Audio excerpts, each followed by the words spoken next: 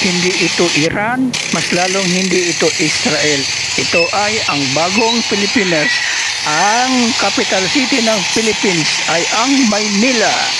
Naku, paano tayo uunlad kung ganito walang disiplina yung mga tao sa pagtapon ng mga basura? Dapat mabigat ang parusa kung sa mga nagtapon-tapon kung saan-saan yung basura. Dapat lahat tayo may disiplina para uunlad ang Pilipinas.